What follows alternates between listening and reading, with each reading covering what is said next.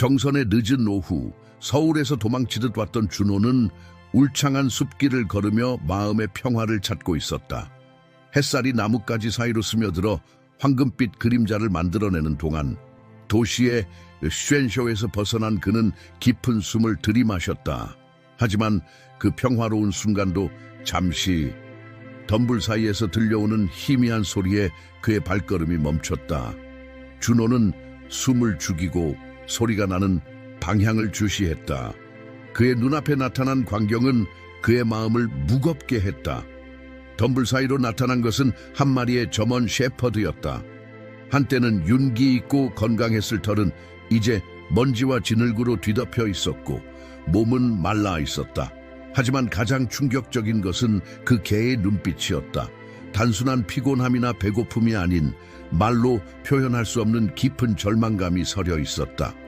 준호가 망설이며 서 있을 때 개는 천천히 다가와 그의 바지 끝자락을 물었다. 그 순간 준호는 이것이 단순한 길거리의 유기견이 아니라는 것을 직감적으로 알 수 있었다. 개의 눈에는 마지막 희망을 붙잡으려는 듯한 간절함이 담겨 있었다. 개는 준호를 이끌며 좁은 산길로 들어섰다. 습한 숲의 냄새가 점점 짙어졌고 따스했던 햇살은 이제 나무들 사이로 희미하게 비치고 있었다. 그들이 도착한 곳은 거의 폐가나 다름없는 작은 오두막이었다. 지붕은 일부가 무너져 있었고 창문은 먼지와 그을음으로 뒤덮여 있었다. 문 앞에서 개는 멈춰 서서 낮게 울었다. 그 소리에는 깊은 고통이 묻어 있었다. 준호는 천천히 문을 열었고 곰팡이 냄새와 함께 알 수 없는 묘한 냄새가 코를 찔렀다. 어둠 속에서 작은 눈동자들이 빛났다. 강아지들이었다. 3마리, 아니 4마리의 강아지들이 쓰러진 탁자 뒤에 숨어 있었다. 어미개는 서둘러 강아지들에게 다가가 가장 작은 강아지의 머리를 조심스럽게 핥았다. 준호는 더 이상 망설일 시간이 없다는 것을 알았다. 재빨리 자신의 재킷을 벗어 강아지들을 조심스럽게 감쌌다. 오두막을 나와 마을로 향하는 동안 준호의 마음속에는 수많은 의문이 일었다. 이 개들은 누군가의 것이었을 텐데 왜 이런 곳에 버려졌을까? 오두막에서 본 흔적들은 무엇을 의미하는 걸까? 동물병원에 도착했을 때 수의사는 어미 개를 보자마자 얼굴색이 변했다. 그녀의 망설이는 표정에서 준호는 이 이야기에 더 깊은 비밀이 숨어 있다는 것을 직감했다. 하지만 그는 아직 그 비밀이 얼마나 그의 삶을 뒤흔들게 될지 알지 못했다.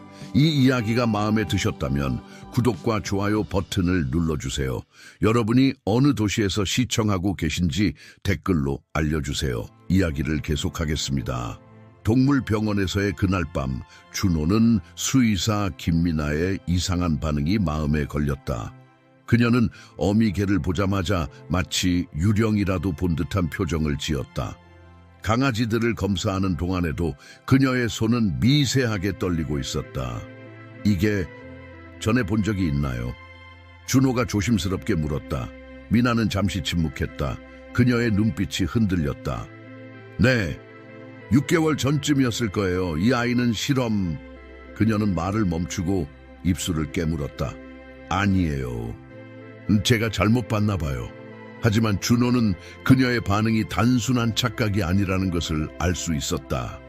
특히 어미개의 왼쪽 귀 뒤에 있는 작은 문신을 발견했을 때 미나의 얼굴이 창백해진 것을 놓치지 않았다. 다음 날 아침 준호는 마을 주민들에게 이 개에 대해 물어보기로 했다. 오래된 다방에서 만난 할머니는 흥미로운 이야기를 들려주었다. 6개월 전쯤에 이상한 차들이 자주 다녔어. 검은색 고급 차들이었지. 산 깊숙한 곳에 뭔가를 만들고 있다고 했어. 연구소라나? 그런데 어느 날 갑자기 다 사라졌어. 그 후로 산에서 이상한 소리가 났다는 얘기도 있었고 준호는 자신이 발견한 오두막과의 연관성을 직감했다. 하지만 더 깊이 파고들수록 더 많은 의문이 생겨났다. 특히 어미 개의 등에서 발견된 흉터들은 단순한 상처가 아니었다. 마치 무언가를 주입했던 자국 같았다. 그날 저녁 준호는 병원에서 강아지들을 돌보고 있었다. 어미개는 이제 그를 완전히 신뢰하는 듯했다. 그때 갑자기 주차장에서 차 소리가 들렸다. 어미개의 귀가 쫑긋 섰고 온몸에 털이 곤두섰다. 창밖을 보니 검은색 차가 천천히 지나가고 있었다. 운전석에는 누군가가 앉아 있었지만 짙은 선팅 때문에 얼굴은 보이지 않았다. 차는 병원 앞에서 잠시 멈췄다가 천천히 사라졌다. 준호는 서둘러 미나에게 전화를 걸었다. 선생님, 개의 문신에 대해 더 자세히 알고 싶습니다. 이게 단순한 우연이 아닌 것 같아요. 전화기 너머로 긴 침묵이 이어졌다. 마침내 미나가 떨리는 목소리로 말했다. 내일 아침 일찍 와주세요. 혼자서요. 당신이 알아야 할 것들이 있어요. 하지만 그녀는 잠시 망설였다. 조심하세요. 그들은 아직도 이 근처에 있을 거예요. 전화를 끊고 준호는 어미 개를 바라보았다. 개의 눈에는 이제 두려움 대신 결연한 의지가 서려 있었다. 마치 자신의 이야기를 들려줄 준비가 된 것처럼. 그리고 준호는 그 이야기가 자신이 상상했던 것보다 훨씬 더 충격적일 것이라는 것을 직감했다. 이른 아침, 아직 어둠이 가시지 않은 시간에 준호는 동물병원으로 향했다. 김미나는 이미 그를 기다리고 있었다. 그녀의 얼굴에는 밤새 잠을 이루지 못한 듯한 피곤함이 역력했다. 저는 이 일을 더 이상 혼자 감당할 수 없어요. 미나가 떨리는 목소리로 말했다. 그녀는 서랍에서 오래된 서류 봉투를 꺼냈다. 이 개의 이름은 루나예요. 바이오텍 연구소의 실험. 그녀는 잠시 말을 멈추고 주변을 살폈다. 서류에는 프로젝트 이코라는 제목 아래 복잡한 의학 용어들이 가득했다. 그 중에서도 유전자 강화와 면역 시스템 재구성이라는 단어들이 눈에 띄었다. 준호는 충격에 휩싸였다. 그들은 개의 감각과 지능을 향상시키는 실험을 하고 있었어요. 루나는 그들의 가장 성공적인 실험 대상이었죠. 하지만 미나의 목소리가 떨렸다. 실험이 너무 성공적이었던 거예요. 루나는 너무 영리해졌고 그들이 예상하지 못한 방식으로 변화했어요. 준호는 루나를 떠올렸다. 그녀의 똑똑한 눈빛, 의도적인 행동들, 그리고 무엇보다 자신을 찾아와 도움을 요청했던 그 순간이 이제야 이해되기 시작했다. 루나는 임신 중이었어요. 그들은 새끼들도 실험에 이용하려 했죠. 하지만 루나는 미나가 말을 이었다. 어느 날 밤 그녀는 탈출했어요. 연구소 직원들은 미쳐 날뛰었죠. 수색대를 보내고 온 산을 뒤졌어요. 하지만 루나는 너무 영리했어요. 그들이 찾을 수 없는 곳에 숨어버렸죠. 갑자기 병원 밖에서 차 소리가 들렸다. 미나는 창가로 다가가 조심스럽게 밖을 내다보았다. 그들이 아직도 루나를 찾고 있어요. 새끼들이 태어났다는 걸 알게 되면 그녀는 말을 끝맺지 못했다. 준호는 자신이 우연히 발견한 오두막이 루나의 숨겨진 안식처였다는 것을 깨달았다. 하지만 이제 그곳은 더 이상 안전하지 않았다. 어떻게 하면 좋을까요? 그가 물었다. 미나는 잠시 생각에 잠겼다. 제가 아는 사람이 있어요. 제주도에서 은신처를 운영하는 그곳이라면 루나와 새끼들을 안전하게 보호할 수 있을 거예요. 하지만 그때까지 그녀는 주저했다. 제가 보호하겠습니다. 준호가 단호하게 말했다. 제 집에서 숨겨두겠습니다. 아무도 모를 거예요. 그때 루나가 조용히 진료실 문을 밀고 들어왔다. 그녀의 눈빛은 이제 더 이상 두려움에 가득 차 있지 않았다. 대신 깊은 결의가 서려 있었다. 그녀는 준호의 손을 살며시 핥았다. 신뢰의 표시였다. 미나는 서랍에서 또 다른 서류를 꺼냈다. 이건 연구소의 내부 문서예요. 제가 몰래 가져온 거예요. 이걸 보시면 그들이 얼마나 위험한 존재인지 알 수 있을 거예요. 준호가 서류를 펼치려는 순간 갑자기 병원 앞에 강한 불빛이 비춰졌다. 검은색 차가 멈춰서는 소리가 들렸다. 루나의 온몸이 긴장으로 굳어졌다. 이제 그들은 결단을 내려야 했다. 그리고 그 결정이 모든 것을 바꿀 것이라는 걸 알고 있었다. 미나는 재빨리 서류들을 서랍 깊숙이 넣었다. 뒷문으로 나가세요. 그녀가 속삭였다. 전 그들을 최대한 붙잡아 둘게요. 준호는 루나를 데리고 조용히 뒷문으로 향했다. 강아지들은 이미 특별 처치실에 안전하게 숨겨져 있었다. 그들이 막 뒷문에 도달했을 때 앞에서 병원 문이 열리는 소리가 들렸다. 김미나 선생님, 낯선 남자의 목소리가 들렸다. 바이오텍에서 나왔습니다. 며칠 전부터 이 근처에서 특이한 개를 보셨다는 신고가 있어서요. 미나의 침착한 목소리가 들렸다. 특이한 개란요? 저희 병원에는 평범한 환자들만 있어요. 무슨 일이시죠? 준호는 루나를 데리고 조용히 뒷골목으로 빠져나왔다. 그의 집까지는 멀지 않았지만 지금은 그곳으로 곧바로 갈 수 없었다. 그들은 눈에 띄지 않는 길을 택해야 했다. 골목을 돌아 나왔을 때 갑자기 루나가 멈춰섰다. 그녀의 귀가 쫑긋 섰다. 준호도 발걸음을 멈추고 주변을 살폈다. 멀리서 또 다른 차 소리가 들려왔다. 그들은 재빨리 오래된 창고 건물 뒤로 몸을 숨겼다. 검은 차가 천천히 지나갔다. 창문 너머로 무정이를 든 남자의 실루엣이 보였다. 지역을 완전히 봉쇄하라. 무정이에서 목소리가 들려왔다. 개와 강아지들을 찾을 때까지 모든 도로를 감시한다. 준호의 마음이 급해졌다. 강아지들은 아직 병원에 있었다. 하지만 지금 당장은 루나를 안전한 곳으로 데려가는 것이 우선이었다. 그는 주머니에서 휴대전화를 꺼내 민에게 문자를 보냈다.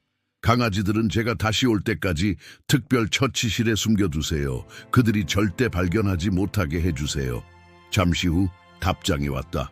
걱정 마세요. 그들은 방금 떠났어요. 하지만 다시 올 거예요. 더 많은 인원을 데리고. 준호는 잠시 생각에 잠겼다. 그들은 이미 마을 전체를 감시하고 있었다. 그의 집으로 가는 것도 병원에 머무는 것도 위험했다. 그때 루나가 그의 손을 살짝 건드렸다. 그녀의 눈빛이 무언가를 말하고 있었다. 루나는 천천히 걷기 시작했다. 이번에는 마을 바깥쪽으로 향하는 길이었다. 준호는 그녀를 따랐다. 그들은 좁은 골목과 뒷길을 통해 마을의 외곽으로 나갔다. 그곳에는 오래된 폐가가 있었다. 건물은 겉보기에 버려진 지 오래된 것 같았지만 루나는 망설임 없이 안으로 들어갔다. 안에는 놀랍게도 깨끗한 공간이 있었다. 구석에는 담요와 물그릇도 있었다. 이곳은 루나의 또 다른 은신처였다. 준호의 전화가 울렸다. 미나였다. 큰일 났어요. 그들이 강아지들의 흔적을 발견한 것 같아요. 병원을 다시 조사하겠다고 해요. 특별 허가를 가지고 오겠대요. 준호는 루나를 바라보았다. 그녀의 눈에는 결연한 의지가 가득했다. 이제 그들은 마지막 도박을 해야 했다. 제주도로 가는 계획을 앞당겨야 했다. 하지만 그 전에 그들은 강아지들을 구해내야만 했다. 준호는 폐가의 창문을 통해 저물어가는 하늘을 바라보았다. 시간이 얼마 남지 않았다. 미나가 보낸 마지막 메시지에 따르면 바이오텍 팀은 다음 날 아침 일찍 수색 영장을 가지고 올 예정이었다. 우리에게는 이번 한 번의 기회밖에 없어요. 준호가 전화로 민에게 말했다. 오늘 밤이어야 해요. 미나의 목소리가 떨렸다. 알겠어요. 제가 야간 당직을 자청했어요. 11시에 교대할 거예요. 그때가 가장 적절할 것 같아요. 준호는 루나를 바라보았다. 그녀는 이미 모든 것을 이해하고 있는 듯했다. 미나 선생님, 혹시 병원 뒤쪽 비상구 열쇠가 있나요? 네, 있어요. 하지만 그들이 병원 주변을 감시하고 있을 거예요. 특히 밤에는. 준호는 잠시 생각에 잠겼다. 제게 계획이 있어요. 하지만 선생님의 도움이 필요합니다. 그들은 세세한 계획을 조율했다. 미나는 야간 당직을 시작하기 전에 필요한 모든 준비를 하기로 했다. 강아지들을 위한 특별한 이동장, 필요한 약품들, 그리고 가장 중요한 것, 바이오텍의 실험 기록들. 저녁이 되자 루나가 갑자기 긴장된 모습을 보였다. 준호는 창밖을 내다보았다. 마을 입구에서 검은색 차들이 서서히 모여들고 있었다. 그들은 밤새 마을을 봉쇄할 작정이었다. 더 이상 기다릴 수 없어요. 준호가 민에게 다시 전화했다. 그들이 마을을 완전히 봉쇄하기 전에 움직여야 해요. 계획은 수정되어야 했다. 11시까지 기다릴 수는 없었다. 준호는 루나를 바라보았다. 네가 강아지들이 있는 곳까지 가는 길을 알고 있지? 루나의 눈이 반짝였다. 그녀는 이미 준호가 무슨 생각을 하는지 알고 있는 듯했다. 미나는 조심스럽게 특별 처치실의 문을 열어두기로 했다. 그리고 바이오텍 직원들의 주의를 다른 곳으로 돌리기 위해 병원 반대편에서 응급 상황이 발생한 것처럼 꾸미기로 했다. 해가 완전히 저물었을 때 준호와 루나는 조심스럽게 폐가를 빠져나왔다. 그들은 마을의 뒷골목을 통해 병원 쪽으로 향했다. 주변에서는 간간히 손전등 불빛이 비치고 있었다. 병원 뒤편에 도착했을 때 예상대로 감시요원 한 명이 서 있었다. 그때 병원 앞에서 갑작스러운 소동이 일어났다. 미나의 신호였다. 응급 환자입니다. 빨리요. 미나의 다급한 목소리가 들렸다. 감시요원이 잠시 주의가 흐트러진 그 순간 준호와 루나는 재빨리 비상구로 향했다. 미나가 말한 대로 문은 살짝 열려 있었다. 안으로 들어서자 루나가 앞장섰다. 그녀는 망설임 없이 특별 처치실로 향했다. 강아지들은 그곳에서 조용히 기다리고 있었다.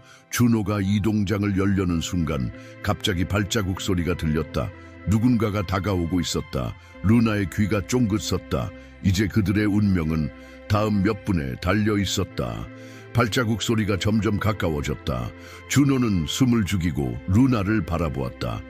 그녀는 이미 강아지들 앞에 보호하듯 자세를 잡고 있었다. 그때 문이 열렸다. 빨리요. 미나가 속삭였다. 그들이 곧 돌아올 거예요. 준호는 안도의 한숨을 내쉬었다.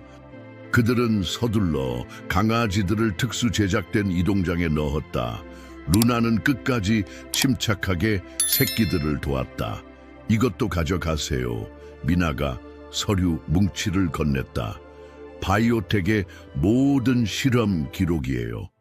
이걸로 그들의 비윤리적인 실험을 밝힐 수 있을 거예요. 갑자기 병원 앞에서 소리가 들렸다. 전체 수색을 시작한다. 모든 방을 확인하라. 시간이 없어요. 미나가 서둘렀다. 제 차를 뒷문에 대놓았어요. 제주도 배편도 예약해뒀어요. 황서준 수의사를 찾으세요. 그가 도와줄 거예요. 준호와 루나는 마지막으로 미나를 바라보았다. 정말 감사합니다. 준호가 말했다. 미나는 미소를 지었다. 루나가 나를 선택한 거예요. 그날 밤 그녀가 우리 병원을 찾아왔을 때 전 그녀의 눈에서 희망을 보았어요. 그리고 이제 그녀는 루나를 바라보았다. 그녀가 당신을 선택한 거죠. 그들은 조용히 뒷문을 통해 나왔다.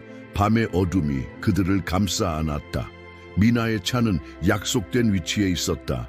준호가 이동장을 조심스럽게 실으려는 순간 멀리서 소리가 들렸다.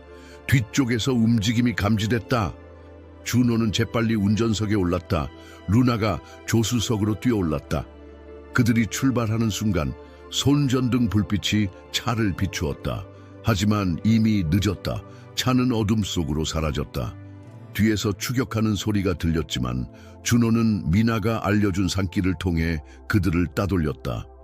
새벽이 밝아올 무렵 그들은 이미 항구에 도착해 있었다. 배는 30분 후에 출발할 예정이었다. 준호는 잠시 뒤를 돌아보았다. 지난 며칠간의 일이 마치 꿈만 같았다. 루나가 그의 손을 살며시 핥았다. 그녀의 눈에는 이제 평화로움이 깃들어 있었다.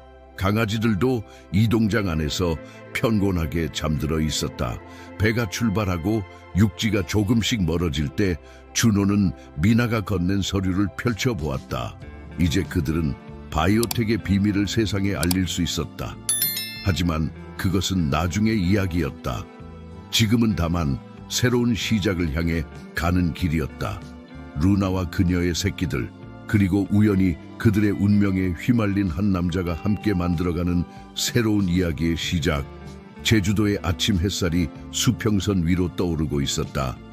여러분, 루나와 준호의 이야기는 여기서 끝이 났지만 그들의 새로운 삶은 이제 막 시작되었습니다. 이 감동적인 이야기가 마음에 드셨다면 구독과 좋아요 버튼을 눌러주세요. 매일 여러분께 이처럼 특별한 이야기를 들려드리고 있습니다. 여러분의 도시에서는 어떤 특별한 이야기가 기다리고 있을까요? 댓글로 여러분의 이야기도 들려주세요. 다음 이야기에서 다시 만나요.